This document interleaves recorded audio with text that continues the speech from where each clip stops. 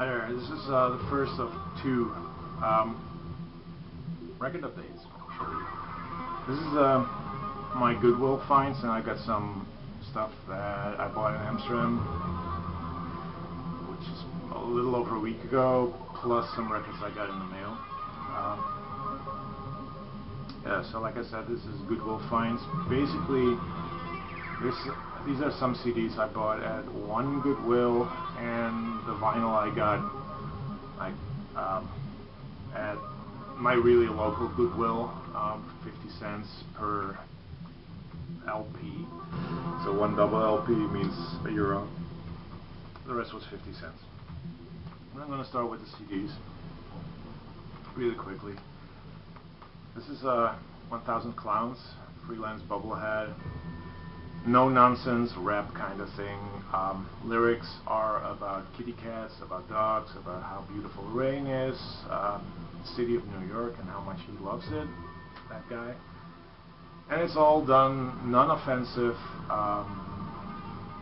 like really happy joy kind of music. Stay in Ren and Stimpy terms. I like it. It's not offensive, it's not political, it's just feel-good rap. Now this is Ilona Staller, self-titled album. Ilona Staller is a Hungarian female who moved to Italy in probably early 70s, maybe earlier, I don't know. Don't know her history that well. I haven't checked Wikipedia, but she was a star in erotic films, softcore erotic films. She made this disco album, and then later in her career she performed under the guise of Cicciolina in a whole bunch of hardcore pornography. She started a political party in Italy. I don't know precisely what it was called, something like the Love Party or something. It was during the first Gulf War, and she offered Saddam Hussein sex for freedom. And one more thing, she married, controversial artist, painter, sculptor Jeff Koons, and he made a whole bunch of paintings featuring her in, well, positions she knew from her career as a porn star. Is it good? I like it a lot. It's fun disco music, sort of like Donna Summer, I Feel Love, that kind of disco, but less good vocally. A lot of it is sung in Italian. Yeah, but I like it. The booklet for you people who want to see boobs and stuff, it's in there. The vinyl apparently goes for crazy money, but this CD was €1, so I picked it up. Probably the greatest CD of this batch of CDs. It's Spaceman 3, Playing with Fire, on the Fire record label. This is amazing. This is what you get when you cross Velvet Underground with Suicide and add a whole shoegaze flavor to it. It's really good. Songs are just solid pieces of space music, space rock, I don't know. Great music from a band that is not that well known, and it's something I must delve into. I want more of this band. And I also found Invisible Lantern by Screaming Trees. When I first heard this, I thought, okay, it's decent, it's okay, the songs aren't catchy, the production is kind of low, but the more I heard it, the more I went like, oh, so this is their psychedelic garage kind of album, and it's really good. But like I said, the songs are not catchy, not like, Uncle Anastasia or Sweet Oblivion type catchy, but it's a really solid album, and happy I have it. This is something I wanted to give away actually at my last thread as a extra prize, because I have this on vinyl. This is the Paintings Born in Blood. That was until I turned the CD around and saw it had a bonus album on it that I don't have on vinyl, so I'm keeping this. The Paintings Case Histories and Born in Blood, their second and third album. Great, trashy kind of, slightly experimental noise rock. I like it a lot. This is the Peel Sessions of Jesus and Mary Chain, 1985-1986 period. It's released in 1991. 3 songs of their Psycho Candy album featuring Bobby Gillespie on drums, and 3 songs without Bobby Gillespie but with their drum machine. It's really good. Great live versions of their songs, and it's a lot noisier, a lot more in your face than the albums, which is good. There you go. And we have this one. This is Machina, The Machines of God by Smashing Pumpkins. I think it's a decent album. I kind of lost track with the Smashing Pumpkins after the Melancholy album. I am not a big fan of Melancholy and the Infinite Sadness. It's too long. Not all of the songs are good. There's just a handful of songs which are good, and most of it is just mediocre, not that good. That was at the time the last album by the Smashing Pumpkins I bought. This I saw at the Goodwill, and I thought, let's give it a shot. And I listened to it, and it's decent. It's pretty decent. It's well-made music, of course, well-played music, but the songs, they're not memorable. The production is very chaotic, noisy. It's decent, like I said. It's worth keeping, and I'll spin it again. But this is not something I want on vinyl at all. So Machina, Machines of God. I also picked up It Was Written by Nas, and my love for hip hop is like that. Right now it's not that big. I kind of like it, but I know if I don't pick this up, I might regret it. It's very good, more in your face kind of rap than the 1000 Clowns CD I showed. Politically, yeah, and sort of streetwise, definitely. It has a really good track, If I Ruled the World, which I really like, featuring, I think, Lauryn Hill. But overall, it's just good hip-hop. And he's a great rapper. And the last CD I bought, which I haven't listened to yet, it's Rai Momo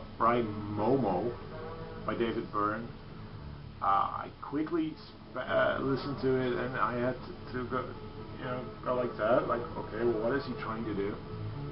He's trying to make South American music. So you get salsa, you get cha-cha-cha, you get the rumba, you get the merengue. There's even music from Mozambique. There's, I think, even reggae music on it. He goes all over the place. I mean, of course, Mozambique, that's not South American, but you know what I'm trying to say. It's very, it's got that rumba, samba, cha-cha-cha kind of feel, which I need to get used to, because I do like his voice. I do like his work with the Talking Heads. But this is my first, dabble into his solo stuff. And I hope that the songs, even though they're like these cha-cha-cha type songs, which I'm not too fond of, that the songs themselves are pretty good. So those are the CDs. I have a handful of vinyl as well.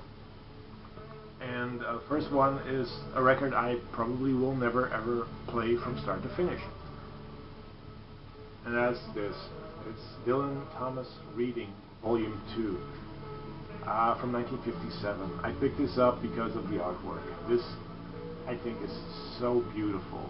Just the birdie, the beautiful lettering. And I do have some Dylan Thomas books, like, only two, I guess. So I'll be definitely reading his work, but I won't be listening to his work. But like I said, this is just something that I picked up because it looks so beautiful. And for 50 cents, I mean, come on. You cannot leave this behind. And this was €1. A double album gatefold of heavy metal, the soundtrack. This was a no-brainer. Even though I have a love-hate relationship with the movie, I just had to pick this up. I mean, it's got Black Sabbath, Blue Oyster Cult, Grand Funk Railroad, Nazareth, Cheap Trick, but most importantly for me, Devo. They do Working in the Coal Mine, which I have on some sort of compilation CD. But that was the only, that was a song they hadn't released before, so especially for this movie. So I'm really happy with this. It looks really beautiful. And it's pretty solid rock music. It's not heavy metal, it's rock. This is playing in the background. This is Vangelis, Spiral. Vangelis, he is responsible together with famous Russos, awesome Greek people. He's responsible for my favorite prog rock album, that's 666 under the group name Aphrodite's Child. The album is called 666.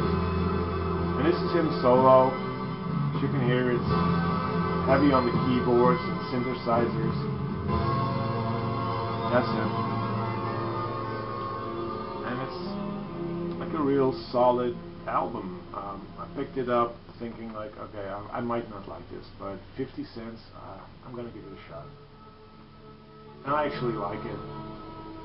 It's quite serene, beautiful music, and yeah, I might pick up more of his work. Really good stuff. And the last 4 LPs, they were again 50 cents each.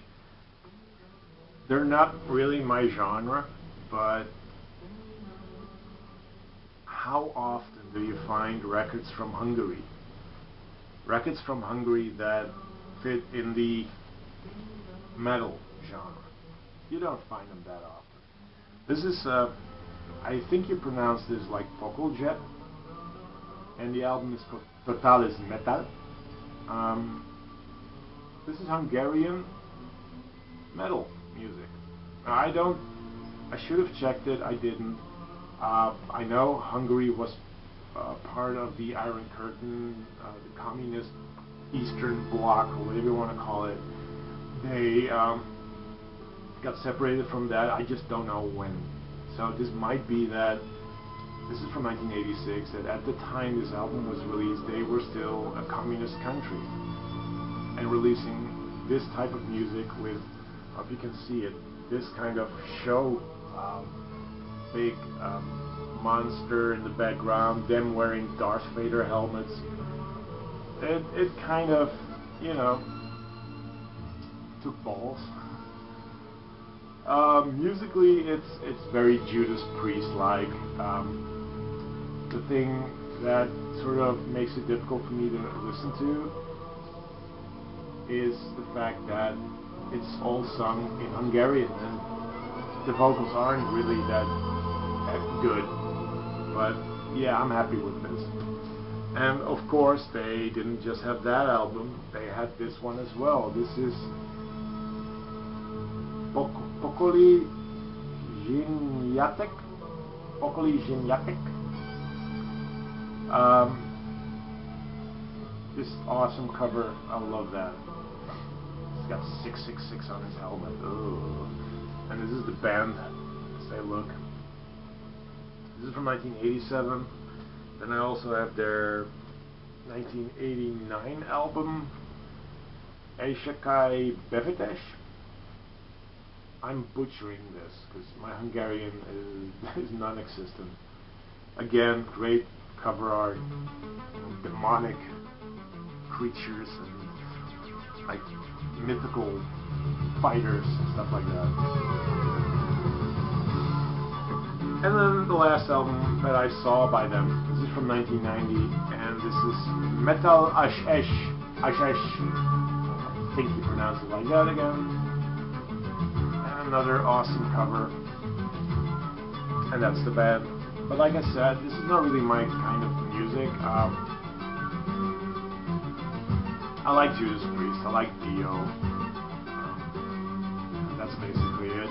I don't have a lot of metal.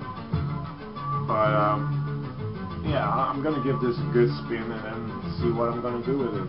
Maybe I'm gonna keep it, maybe I'm not gonna keep it. But yeah, I'm happy with this anyway, because it was 50 cents each. And it's decent. I mean, it looks decent. So that's my first record update. I got another one coming up